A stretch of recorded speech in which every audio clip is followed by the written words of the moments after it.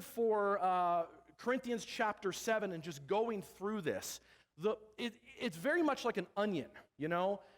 You can read through 1 Corinthians chapter 7 on the surface, and you can learn a lot about what is going on, but as you begin to peel back the layers of this onion, there is so much depth to this passage. This is one of the most, oddly enough, controversial passages in the New Testament. The Mormon church, if you know anything about the Mormon church, they have their own inspired version of the Bible, okay? 1 Corinthians chapter 7 is the second most edited passage that Joseph Smith did when he was putting together the Mormon Bible. Now, we're not going to go into that. We have a problem with that, okay? But that's neither here nor there. But understand that it is a controversial passage. And to read it at a surface level is certainly edifying, but there is so much deeper on 1 Corinthians chapter 7 that we want to get to. And so what I want to encourage you this morning to do, if you have not already grabbed notes out in the lobby, go ahead and grab them. Normally I give you a half sheet, one-sided. This is whole sheet, double-sided. All right? If there's not enough out there, let me know. We'll make some photocopies.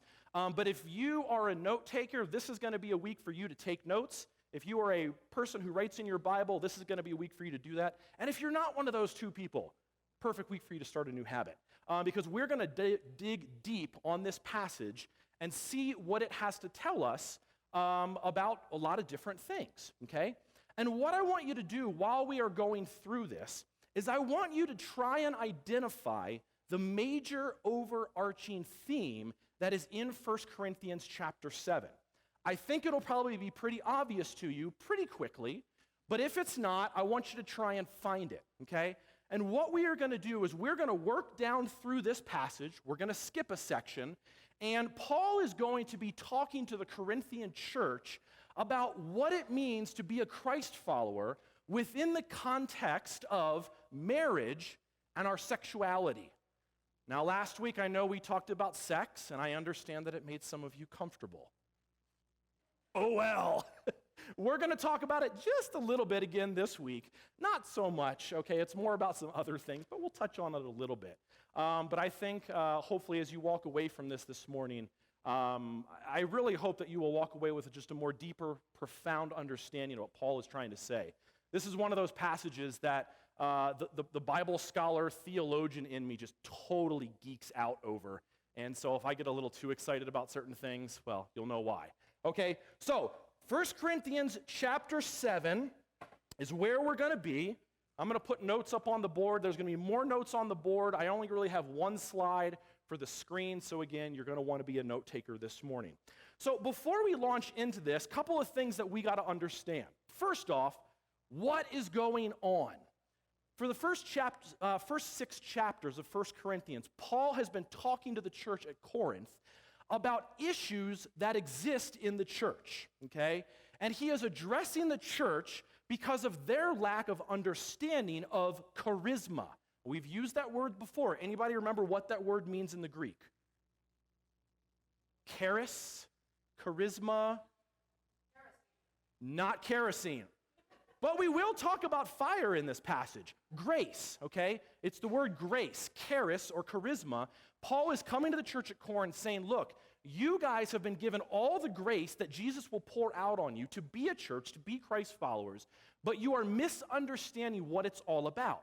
Because the church at Corinth was more concerned with pneuma or pneumatica, which is spiritual gifts. And they are coming to this place where they are saying, Paul, you got us started, but since you've left us, we have learned more, we have grown so much more, we have become so elevated in our relationship with God that we are now have been brought up to this extra special spiritual level, this pneumatica level. And Paul is coming to them saying, you might think that, but you're missing grace in your life, which is certainly something for all of us to remember. That despite how much we learn about Jesus, despite how much we learn about God, if we lack what? Grace in our lives, what good are we? Okay? And so for the first 6 chapters, Paul has been talking about this and calling them out and saying, here's what happens when you forget about grace in your life, okay? Now in chapter 7 on through about chapter 11, Paul is going to shift gears a little bit, and he's going to begin to address issues and topics that the church has specifically brought up to him. And he's going to start off each one of these sections with a Greek phrase, parade. Say that with me, parade. And this basically just means, can everybody see this? Do I need to move a little bit differently? Hopefully you can. Okay, I'll try and write a little bit better. Parade means now concerning, okay? Parade was a typical Greek ancient antiquity literature way of basically saying, you asked me a question, now I'm going to respond to it. So now concerning parade. So each one of these sections, Paul is going to start off by saying, now concerning that thing that you asked me about, here's my opinion, here's my answer. And so what we're going to see here in chapter 7 is Paul is going to begin to address, parade, a couple of different topics regarding marriage and sexuality that the church has specifically asked him about. Now, the question that we have to ask is, who is asking these questions? Remember I said that there is a group of people, the pneumatica, okay, who are they have taken the role of leadership in the church. They are the people who have stepped up and said, in Paul's absence, we will lead the church, which is a good thing to do, but they have gotten to a place in their relationship and their leadership where they become elitists. And they've said that we are so spiritual, we are so gifted, we are so amazing, basically, look at us, that we are better than Paul, and now everybody else needs to just watch and do what we do, okay? So that group is saying this thing. There is another group in the church that is basically scratching their heads going, Paul, what do we do? I mean, these guys say that they're supposed to be our leaders.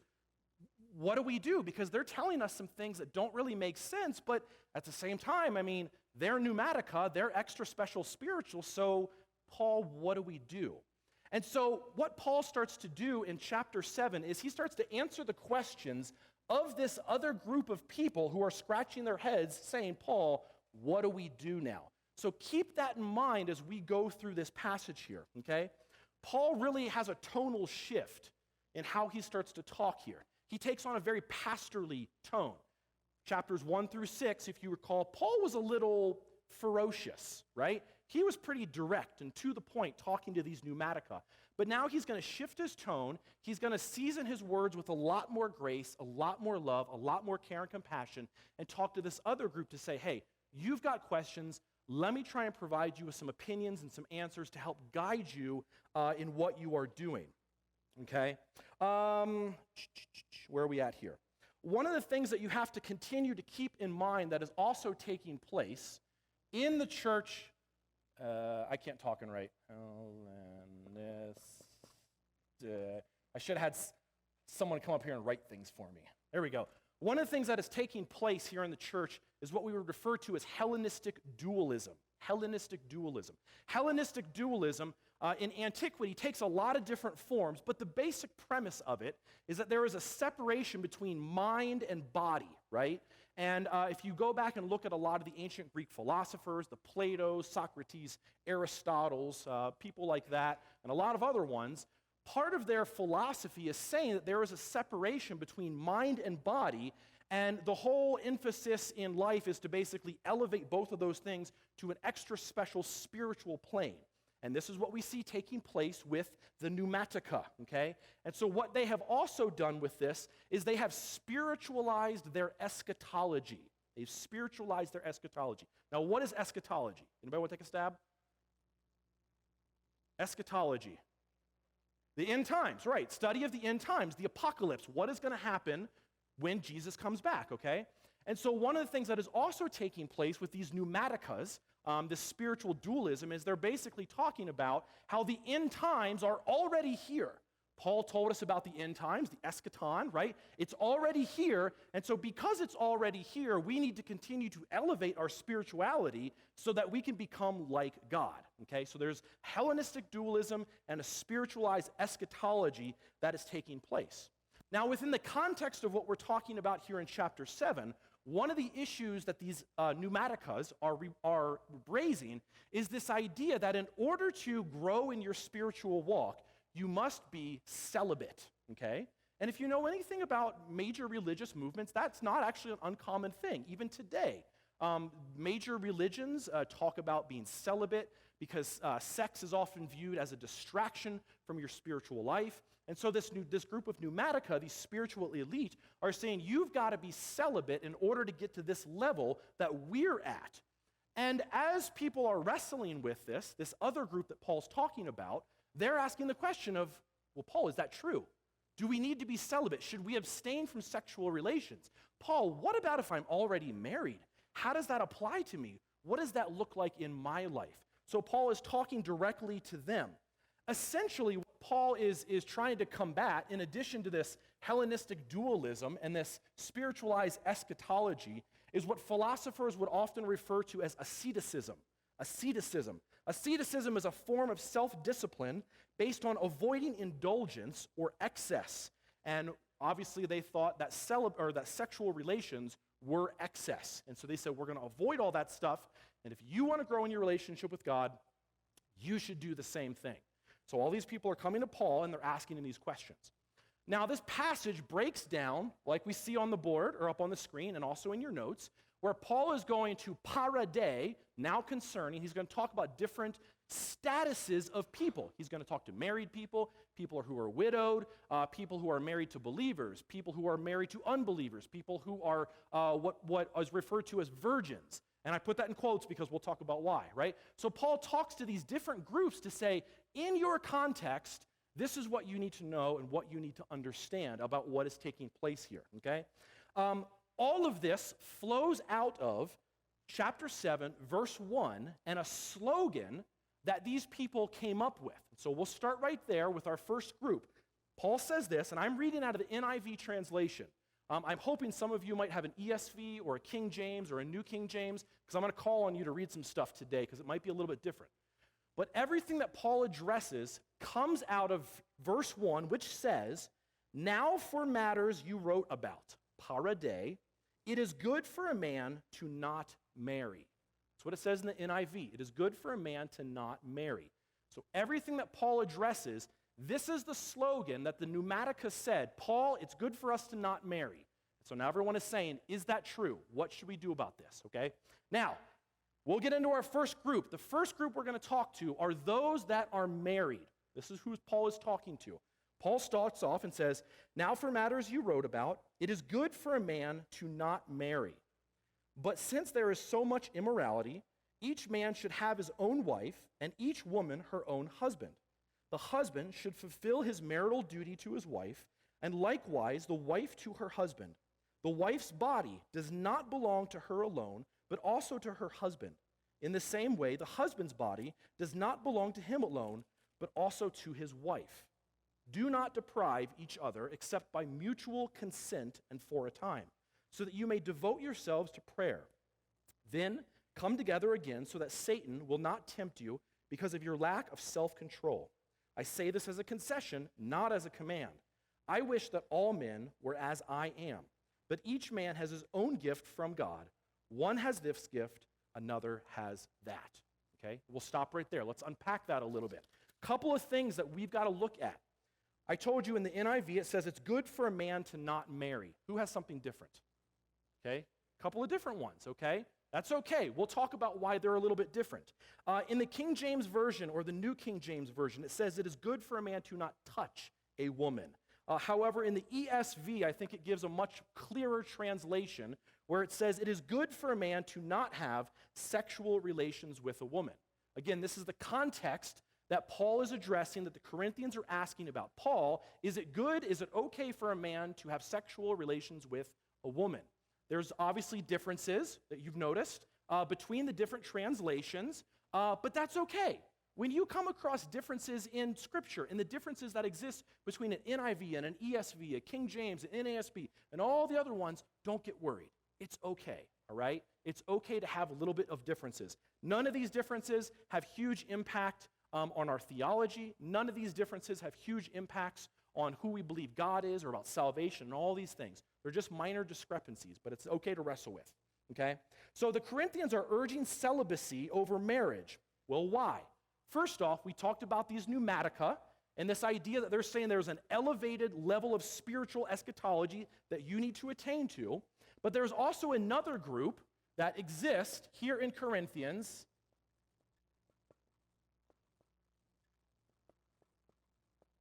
that are referred to by theologians as eschatological women. Eschatological women. Who are the eschatological women? Put that feather in your cap. We'll answer it a little bit later when Paul really starts to address it, okay? So what they're asking Paul here is it okay to have sexual relations with a woman? Do sexual relations inhibit my growth in Jesus and in my relationship with him? And Paul begins to address this by saying, look, you got to understand what a marriage is all about, right? A marriage is all about mutual submission to one another. Marriages are all about a husband and a wife coming together in a committed relationship that lasts for a lifetime and says, look, I'm going to give of myself to you. I'm going to set myself aside and act in a selfless way so that I can serve you and grow in my relationship with you. I've mentioned this before, and I'll mention it again. Every relationship that we enter into is like a triangle.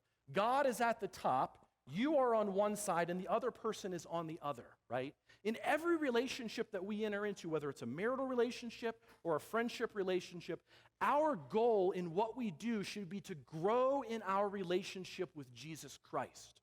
And we understand that as a married couple who has placed their faith and trust in Jesus Christ, if we are growing towards Jesus Christ separately, that brings us closer together. That should be the goal for your marriages, ladies and gentlemen. That should be your goal for everything that you do, that you as husbands and wives grow in your relationship with Jesus Christ. And so what Paul is saying here is, look, you're asking the question of if you should stop having sexual relationships with one another. The answer is, heck no, because sex is a part of marriage, right? We talked about this just last week. Sex is for procreation, making babies, and sex is for also having fun. And it's a part of the gift that God has given the married couple to bring that relationship closer to one another. And so Paul says that, look, when you get into a marital relationship, there needs to be an element of mutual submission that exists in that relationship. Now, this is kind of interesting.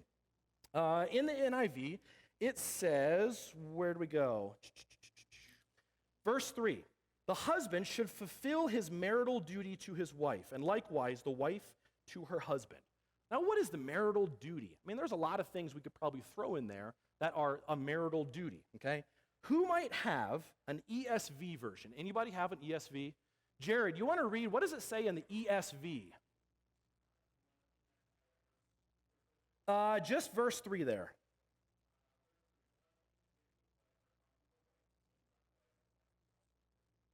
Husband should give to his wife her conjugal rights. Where do we often hear that term, conjugal rights? In prison. I mean, let's be honest, sometimes marriage feels like a prison. Conjugal rights. Okay, that's strange. Who has a New King James Version? Tom.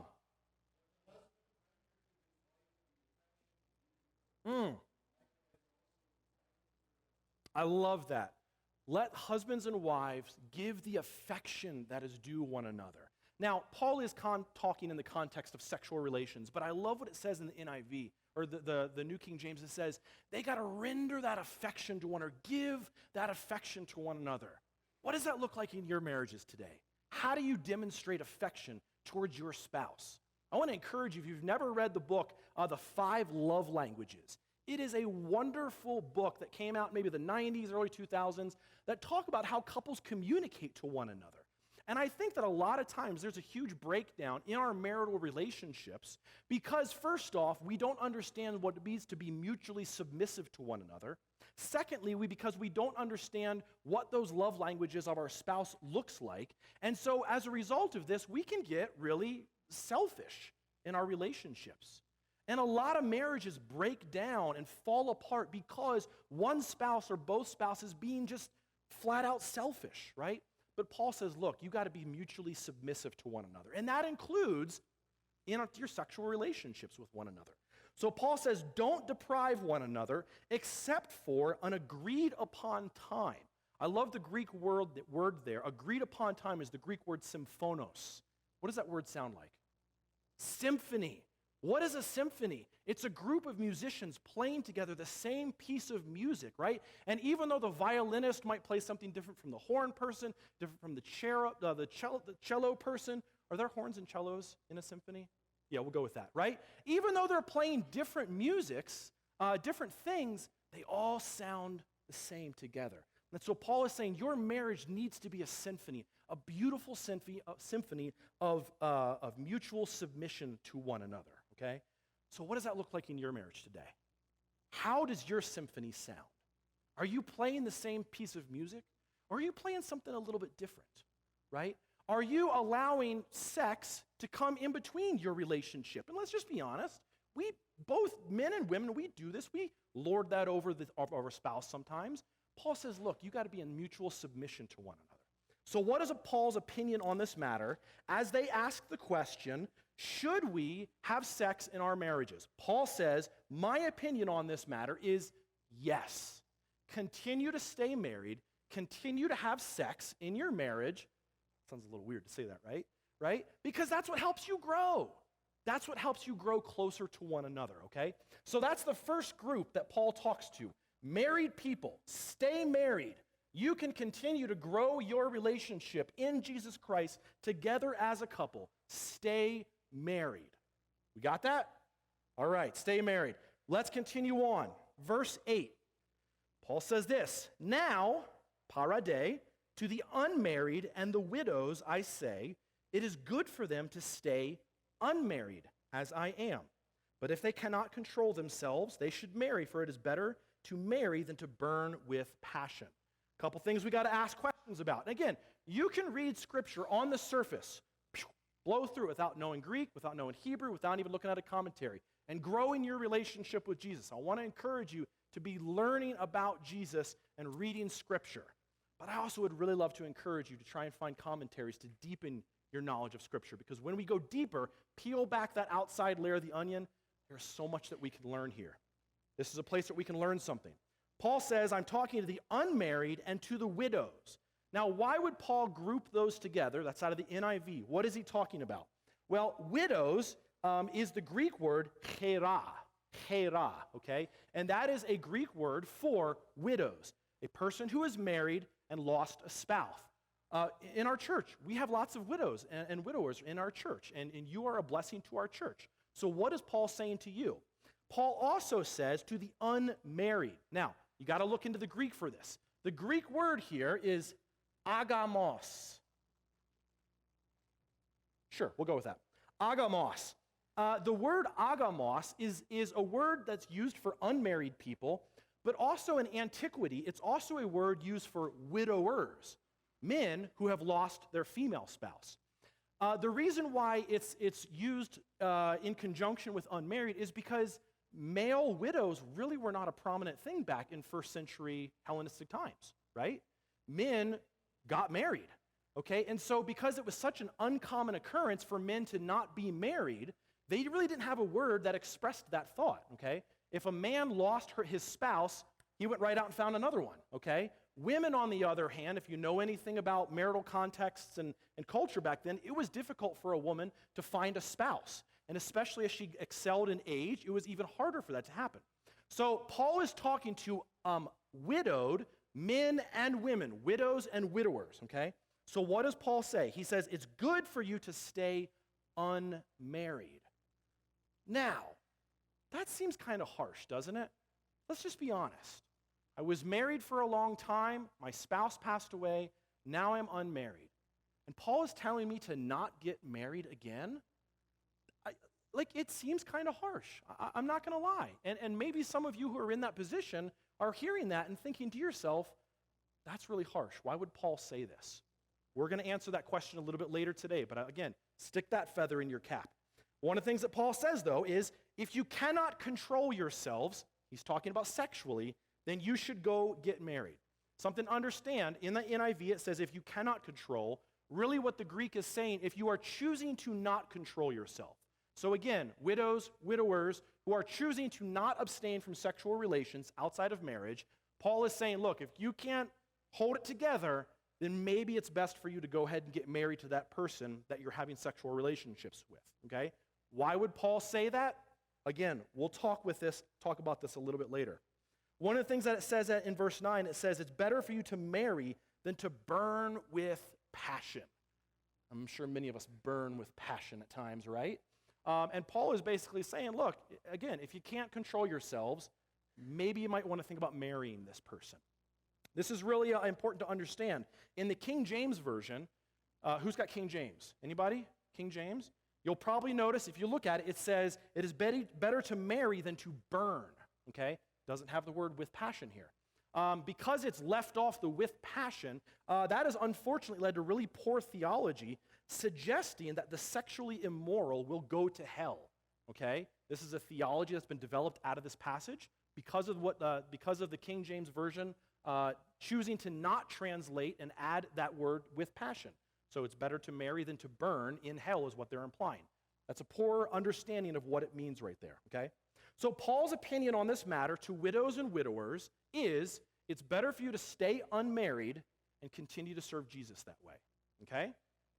We tracking so far? We good? Again, there's a major overarching theme in all of this, and we're going to come back to the end and understand why Paul says certain things. So let's continue on. Verse 10. To the married, I give this command, not I, but the Lord. A wife must not separate from her husband, but if she does, she must remain unmarried or else be reconciled to her husband. A husband must not divorce his wife. Now, this is some really interesting stuff. You notice that Paul is talking to people that are married, and specifically two believers that are married together, okay?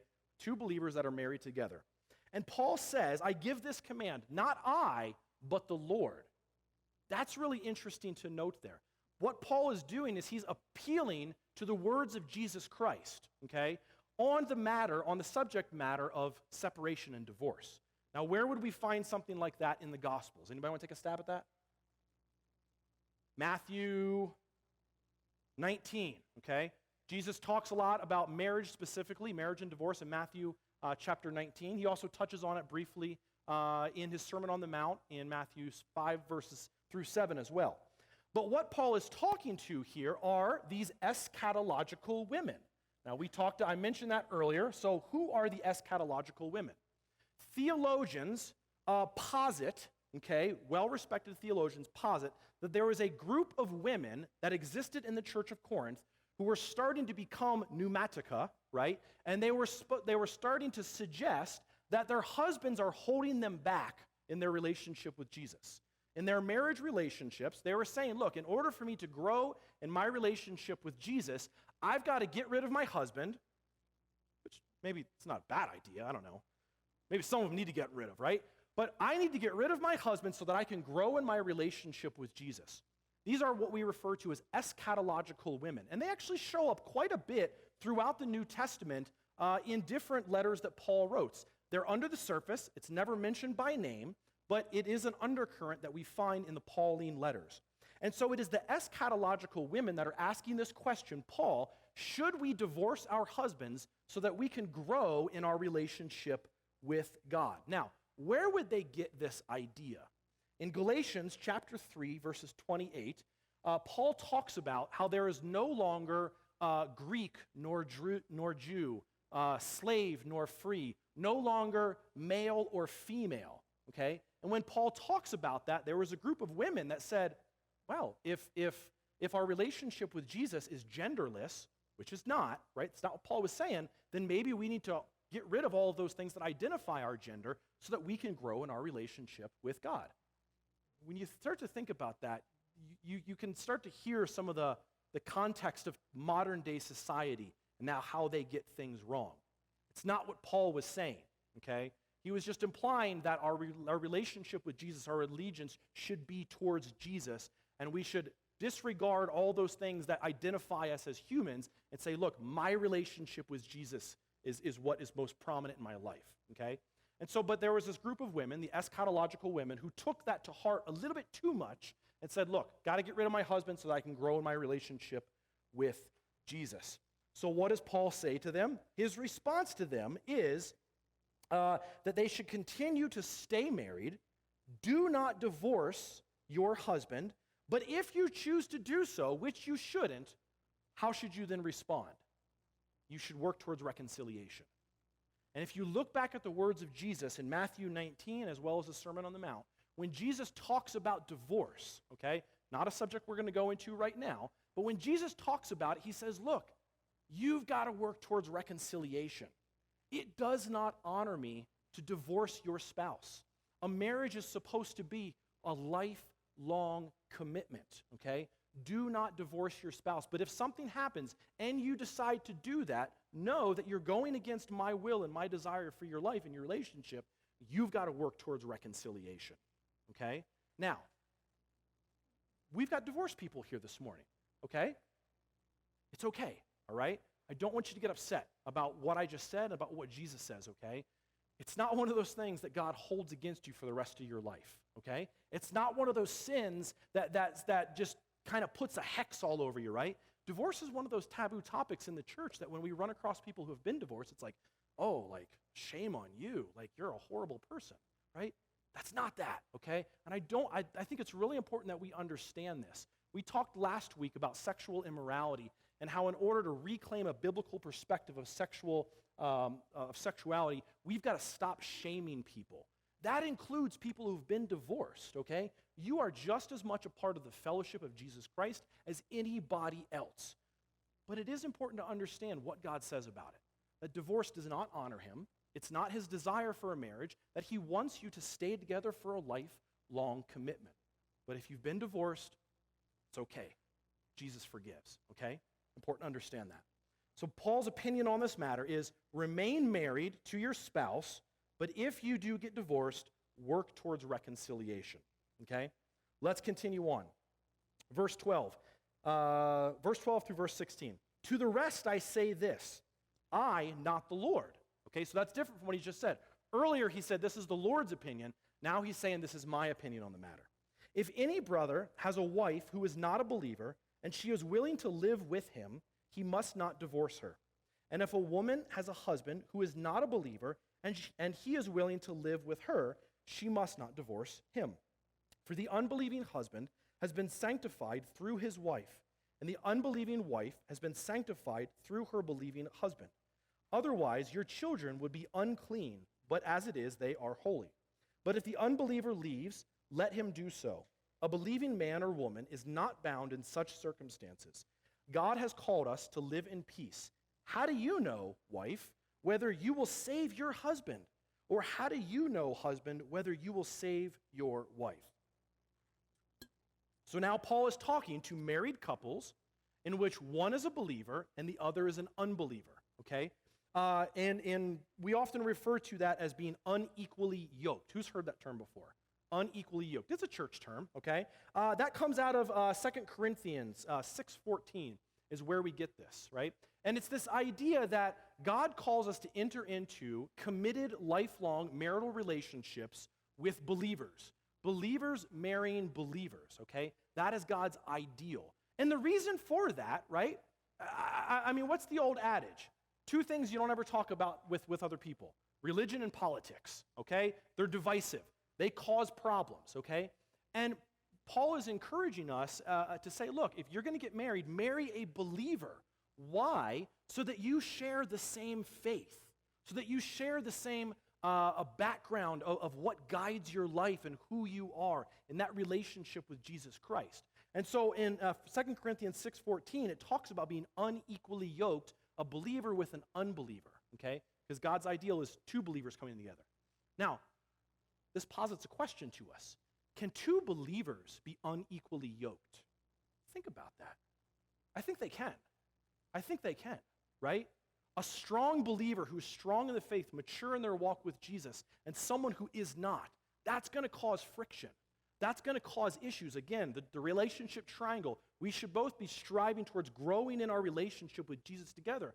But we really also need to be finding spouses that are on the same level playing field with us in their relationship with Jesus Christ, because even in that context, there can be an unequalness that can cause friction and tension, okay? So Paul is talking to married couples with one unbelieving spouse, okay? And Paul says to them in verse 14, that they should stay together, for the unbelieving husband has been sanctified through his wife, and the unbelieving wife sanctified through her believing husband. Now, what does that mean? What does it mean to be sanctified? Can we take a guess at that one? What does it mean to be sanctified? We are in a process as Christ followers of being sanctified, right? Of growing in our relationship with Jesus.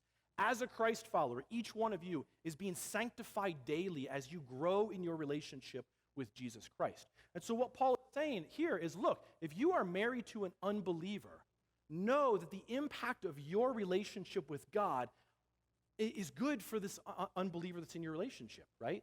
That because of your faith, because of your walk and your relationship with Jesus Christ, as a Christ follower, as a believer, you have the privilege and opportunity of possibly winning over your spouse to Jesus. And we might even have some people that are here like that this morning, where wives, husbands, your spouse is not a believer. And that can be difficult at times, right? Because you might be here at church and they're at home, right? Or they're doing something different because you're seeking to grow in your relationship with Jesus Christ, okay? But Paul says to them, look, continue to stay married, continue to grow in your relationship, and be an influence on your unbelieving spouse so that they would be sanctified and come into a saving faith and knowledge of Jesus Christ. One of the things that Paul says is as that relationship grows, you're called to live in peace. Now, what does it mean when Paul says that you're called to live in peace? Okay? There's a couple implications with that.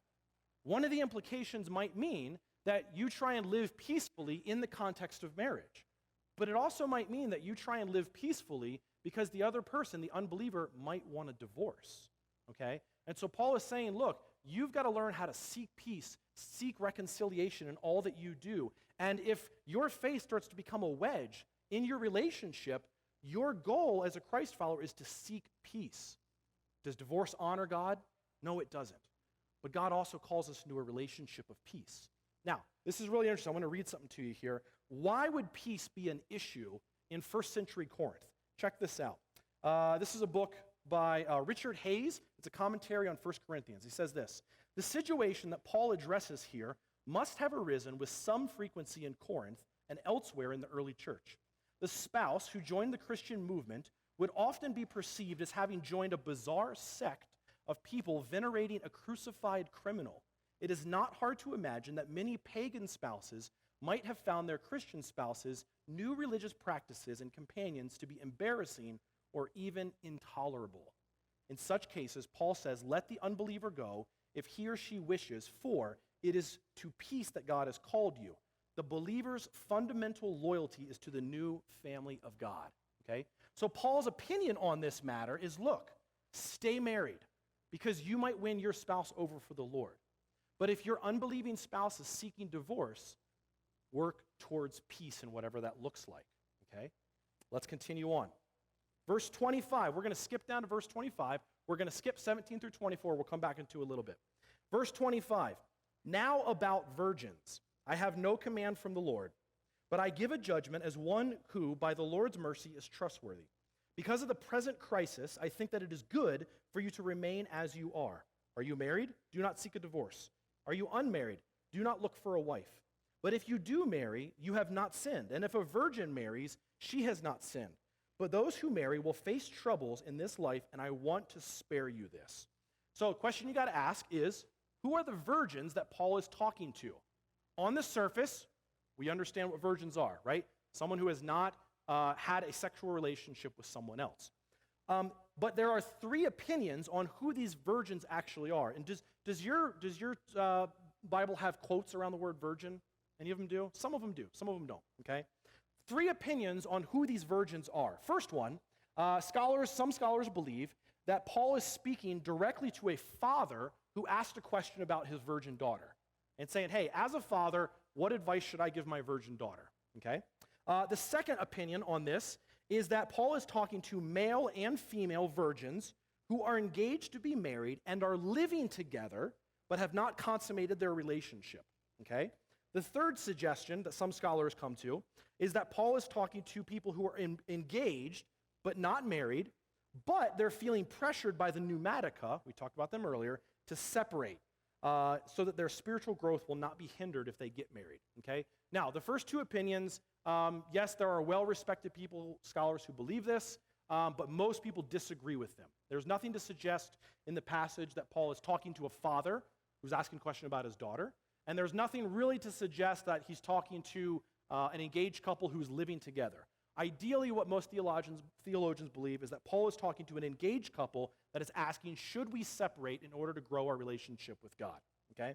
Paul says, in light of the present crisis, I think it's good for you to remain as you are. Now, what's the present crisis that Paul is talking about? Paul is talking about what is taking place in the church and the issues that surround the church, but he's also talking about the parousia. Anybody heard that word before? If you were in the Sunday school class last week, you heard it mentioned. Parousia, the second coming of Christ, okay? So Paul is saying, look, in light of the second coming of Christ, which is going to happen any time now, it's better for you to stay unmarried. Why? So that you can be undistracted and serve Christ, okay? For the sake of time, I'm not going to read down through the rest of verse 38, but I encourage you to do that when you get the chance. But Paul's opinion to these people who are engaged is he's saying, stay unmarried so that you can better serve Christ. Now, just pause for a second. Some of you guys are hearing this opinion, and I see the confused looks on your face. Why would Paul say these things? I'm in a loving relationship. I'm doing these things. Why would Paul tell me these things? This is really interesting. Hang on to those confused thoughts. We'll address them here in a few moments, okay? Verse 39, the last section that Paul gets to. Verse 39, he says, a woman is bound to her husband as long as he lives. But if her husband dies, she is free to marry anyone she wishes. But she must belong to the Lord. In my judgment, she is happier if she stays as she is. And I think that I too have the Spirit of God. So Paul here is talking to women specifically, the eschatological women that we talked about earlier. And he's talking specifically to widows, right? And so he's saying, look, if your spouse dies, if your husband dies, my opinion on this matter would be that you stay unmarried rather than seeking another spouse, okay?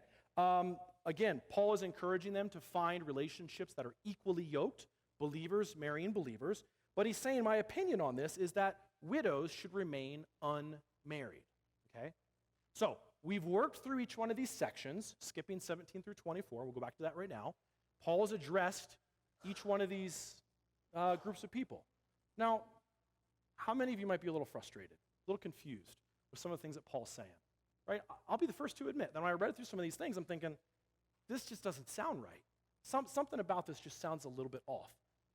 There's an overarching theme, a main theme that comes out of this that Paul is trying to communicate, and it becomes evident in verse 17. Let's take a look at this as we close out. Nevertheless, each one should retain the place in life that the Lord assigned to him and to which God has called him. This is the rule that I lay down in all churches. Was a man already circumcised when he was called? He should not become uncircumcised. Was a man uncircumcised when he was called? He should not become circumcised.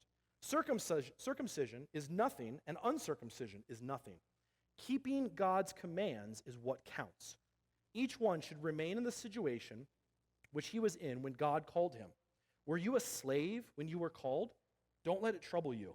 Although if you can gain your freedom, do so.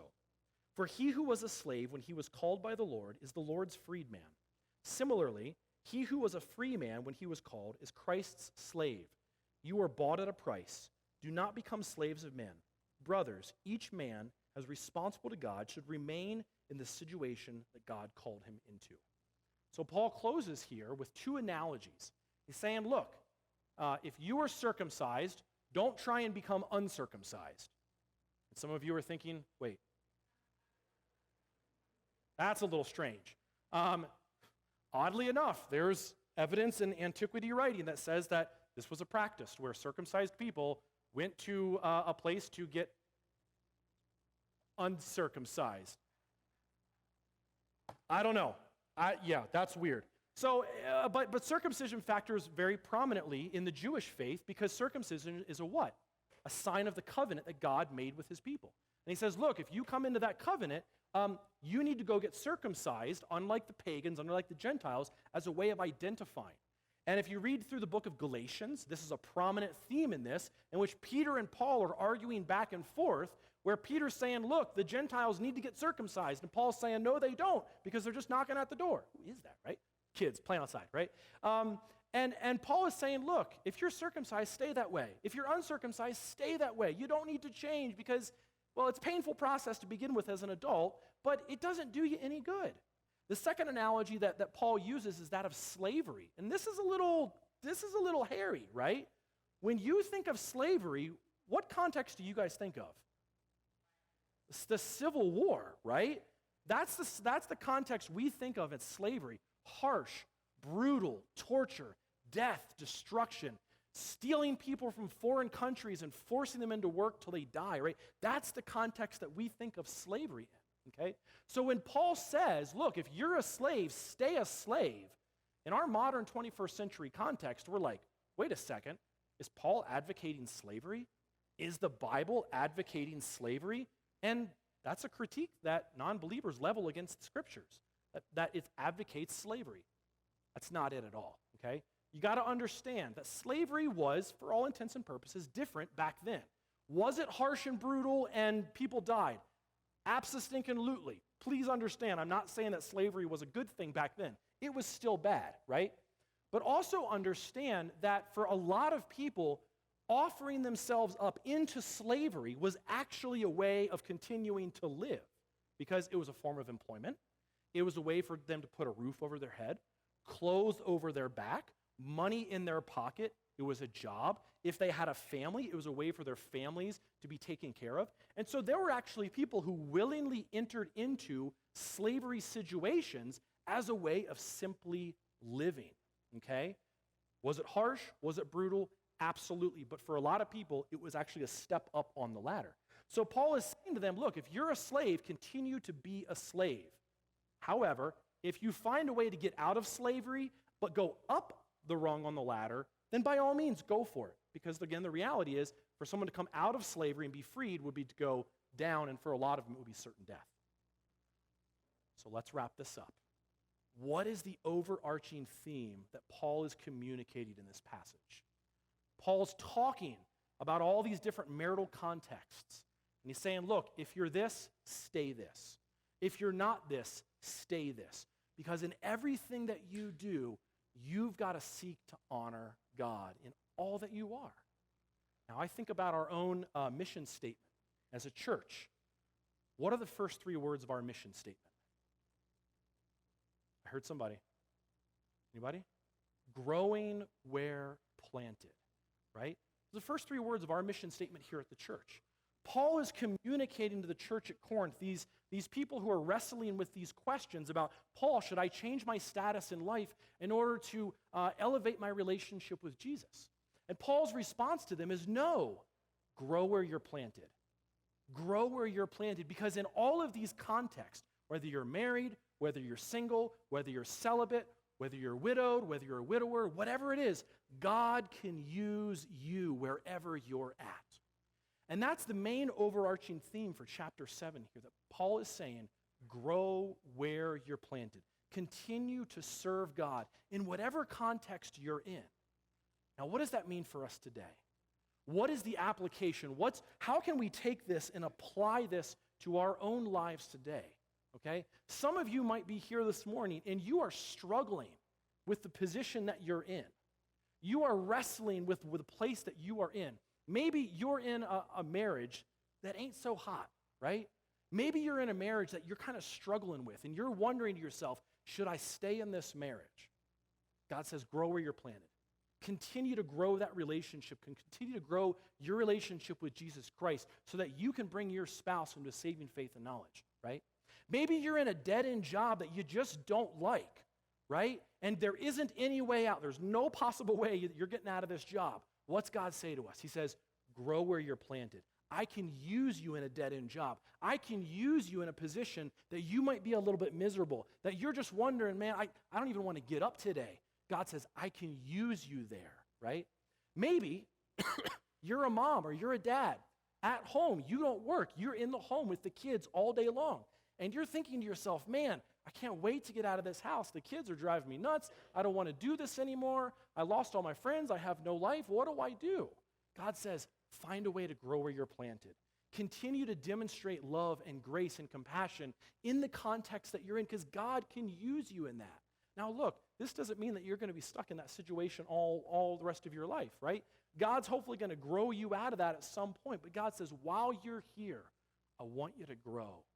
While you're here, I want you to continue to cultivate and develop a relationship with me. Maybe you're here this morning and you've lost your spouse. God says, look, find a way to use this to my advantage and grow in your relationship with me. This is the overarching theme of 1 Corinthians chapter 7, where Paul says that regardless of the context you're in, regardless of the situation that you're in, I want you to honor me with your character, honor me with the way that you live your life, and I want you to grow where you're planted. So what does that look like for you this morning? How might God be calling you to grow today? Look at the context that you're in. Look at the situation you're in. Look at the marriage you're in. Look at the relationships you're in, the job you're in, whatever you do. How is God challenging you today to grow in that? Because I promise you that God can use you. God wants to use you. God desires to use you in whatever that looks like, because he wants to grow your faith. He wants to grow your relationship with him. He wants you to grow closer to him in all that you do. So how is God calling you to be growing in your relationships today? Let's pray. Lord, we thank you for the way that you challenge us. God, I'll just be honest. This is a weird passage. It's a difficult passage, and there are things in here that we got to wrestle with that, quite honestly, God, we might not even like. We might not be too happy about. Especially, Lord, as we look at whatever situation we might be in and say, you know what, maybe this isn't a great situation. Maybe this isn't the situation that I wanted or would have chose for my life. So, Lord, I pray just for each person here this morning that you would help them to take a look at their situation that they're in and say, God, how can this be used for you? How can I grow my relationship with you in the current context that I'm in? Lord, I pray for our married couples that are here this morning, that you would strengthen their relationships with you, that you would strengthen their relationships with one another, that they would truly understand what it means to be mutually submissive to one another. Lord, I pray for the married couple here that might be wrestling. They're going through a difficult time, and maybe one or both of them is asking, should they even stay in the marriage? Lord, strengthen them. Bring them back into a place of love and respect for one another that honors you. Lord, I pray for our single people that are here this morning and that are wrestling with what life might look like in the future for them. Give them the confidence and the reassurance of knowing that the position in life that they are in is a blessing to be in, and that you can use their situation as being single. Lord, I pray for our widows and our widowers who have lost spouses, and whether that was a recent thing or a long ago thing, Lord, I pray that you continue to give them strength, courage, continue to just give them a passion and a zeal for you, and realize that even in that situation, they can be used of you. Lord, I pray for the person this morning that's struggling with where they're at. Help them just identify how they can make their life obedient to you and grow where they're planted, and use their situation, use the context that they're in to grow in their relationship with you. God, ultimately, that's what we want. That's what we want for each person here today, is for us to grow in you, to become better Christ followers, to become more like you and demonstrate your character in everything that we do. So, Father, as we walk out of this place this morning, help us to do just that and live lives that bring you honor, that bring you glory, and that bring you praise. We commit it all to you, Lord.